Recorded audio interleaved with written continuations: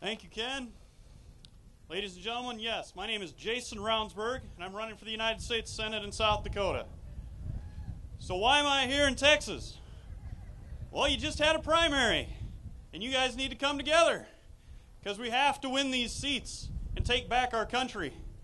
If we do not, and we hand it back to the Democrats for another term, you'll get more of the same. I don't like more of the same, and I hope you don't either.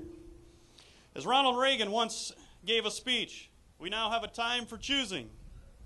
We can continue to go down the same path of a limp economy, a health care law that none of us want, and out-of-control spendings. Or we can choose another course. But we can only do it if we all work hard together. We must educate, motivate, and activate the American people. Yes, I am a citizen soldier.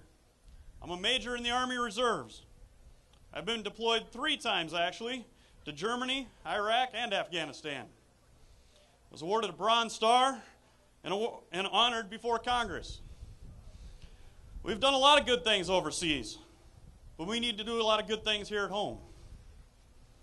I seek to be a citizen senator, as we need more statesmen and less career politicians.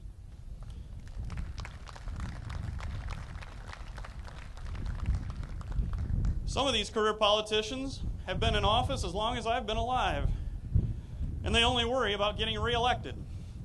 That's pretty sad. We need to send more people to Washington, D.C. that are willing to buck the mentality of, this is how we've always done it. And do so like you've done here in Texas, by sending us Mr. Cruz. We've also sent 3 other gentlemen from around the country that have never been elected before. While we have small numbers, we're growing, and in time, we can make a difference. We need to send people to D.C. that care about our country first and their own self-interest last. I have promised I will not take any kind of pay increase or pension or any kind of perk that they have voted themselves over the years until we balance the budget. Our country is drowning in red ink. We spend $30 million a year paying ex-congressmen and senators for their pensions. That is ridiculous, especially when we're $17 trillion and rising in debt. So I challenge you here in Texas and all over to challenge your candidates to make similar promises. Do they serve themselves or do they serve you? I hope they serve you. I do not believe our founders intended us to go to Washington and stay there forever and become career politicians. So far, career politicians have run up $17 trillion in debt. This is outrageous and unsustainable. We cannot just kick the can down the road and not address these problems. We are spending $2.6 billion a day that we do not have. For every $2 we spend, we borrow 3. As you saw with Ukraine and Russia and their influence, these foreign countries have influence on us. China owns $1 trillion of our debt, and so does Japan. We cannot gamble with our future and with our children's future. If we continue to elect career politicians, we will continue to get the same sad result. So, after hearing members of my own party back in South Dakota attacking each other, refusing to support each other if they did not win the primary, and our own party's nominee, potential frontrunner, refusing to debate, I decided to take some action. I did not think I'd ever run for political office, but I took some of the money that I had earned myself on my deployments to Iraq and Afghanistan and started my own campaign. I've been surprised by the outpouring of support across my state because, number one, I'm going to every county, talking on the Indian reservations and seeing the people. I am the first person in so many towns, it's astonishing. I think you deserve, here in Texas and around the nation, senators that see the people that you don't just see on TV.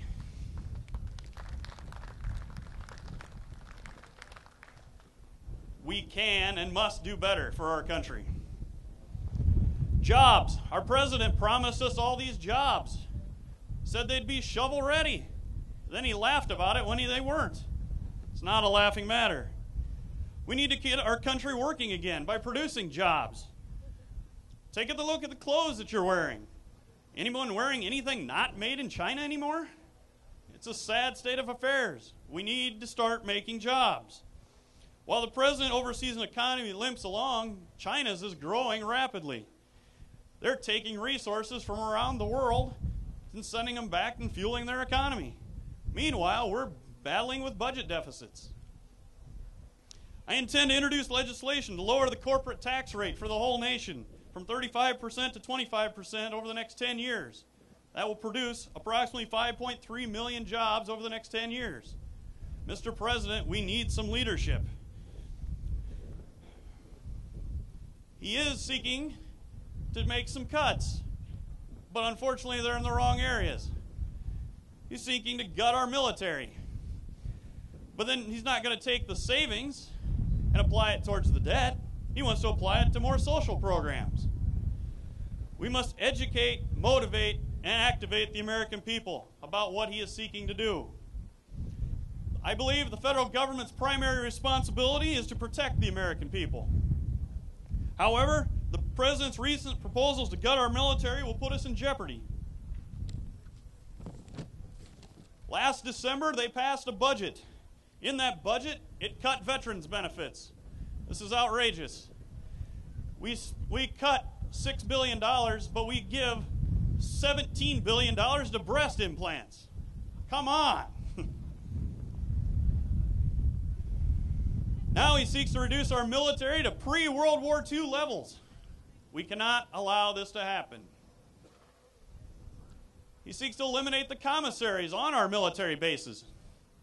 This will hit directly at the pocketbooks, especially of our youngest soldiers, and with the least rank and the least amount of money.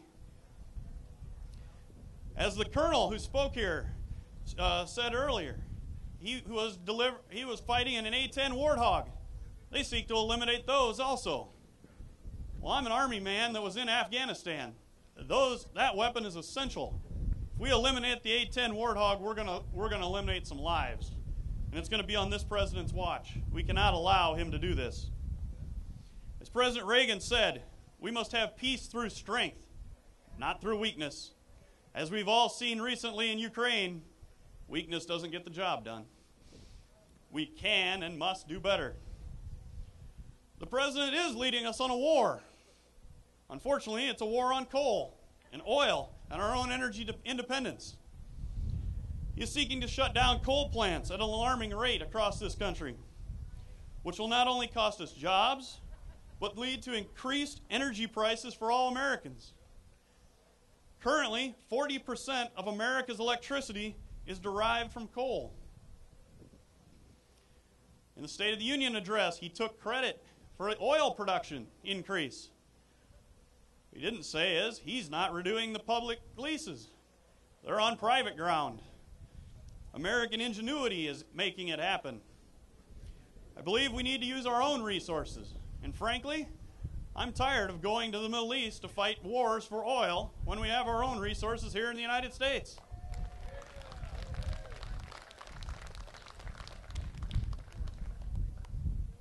We need to pass the XL pipeline. Mr. President, a majority of the Senate even agrees with this.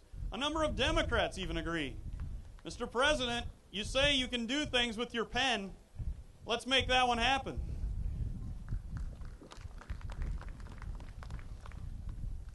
The president also has another war. He has a two-front war. Unfortunately, again, it's upon us. It's a war on our medical care. We need a Republican Senate to repeal Obamacare. We cannot get it done if we do not get a Republican Senate. You may not agree with the person that won the primary or not here, but you need to support him, to influence him, get him behind you to repeal Obamacare. We need to get this done. The message is getting loud, and louder. This week, we won an election in Florida that they said we weren't going to win. The Democratic candidate there had run for governor and had pretty high name recognition, but she embraced Obamacare. We need to repeal Obamacare and inform Senator Reid and Nancy Pelosi and Barack Obama that it is something we do not want.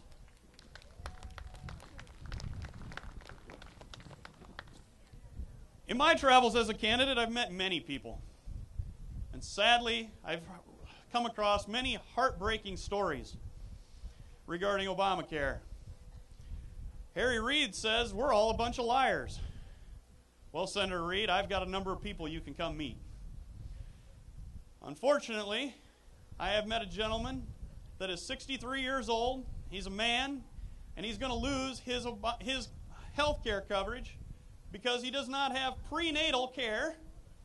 Again, he's a man, not expecting to have many children himself.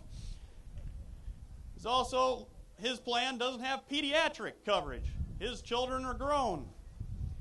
He says, I like my plan, but unlike what the president told me, I'm not going to be allowed to keep it because my plan doesn't have these provisions I do not need.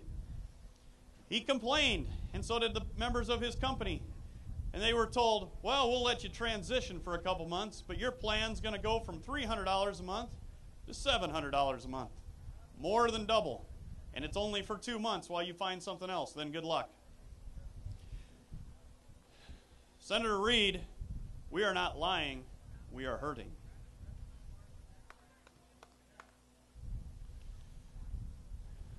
Unlike Texas, at least he knows where you guys live. The president hasn't even come to our state yet, and he's been in office for 6 years. Obamacare is also costing us jobs. Obamacare is also costing us jobs. To meet the rules, which change daily, even though we do not have laws to change them daily with Obamacare, employers are being penalized. They say for a 40-hour work week, you get so many people.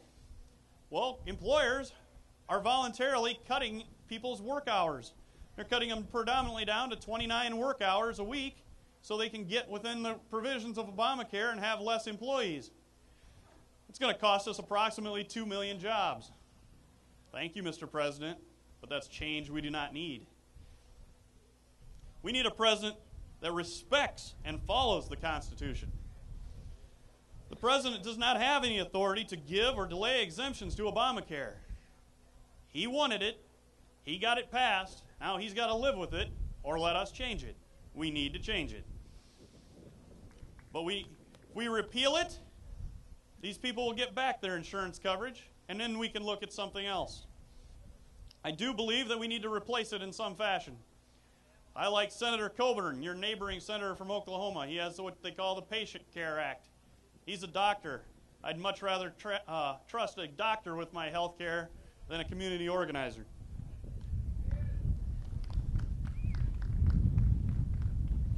They want to say it's the law of the land, and it is. But if we are a nation of laws, how is it different for the president picking which laws he wants to follow and a criminal doing the same thing? We are a nation of laws, not of the president not following the laws that he wishes to. No one is above the law. I would always offer an amendment to make every law that applies to the people and apply to the president. If they want to be above the law, make them vote so and put their name on it so you can vote them out at the next election. The president is also seeking to pack our courts with liberal judges. He has stripped away the Senate's power to filibuster. Well, he's done this on purpose, not just to pack the courts, but he's also done this, in fact, so he can pass these executive orders. The D.C. Court of Appeals was 5-5 and evenly divided. Then they changed the rules in the Senate, just like they changed the rules in the Senate to pass Obamacare. We cannot allow them to get away with these type things.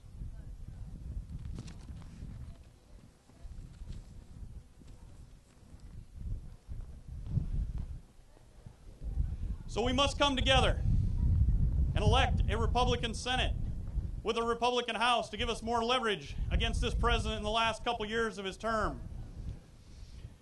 If we do not, he will continue to pass the laws and pass these judges through uncontested.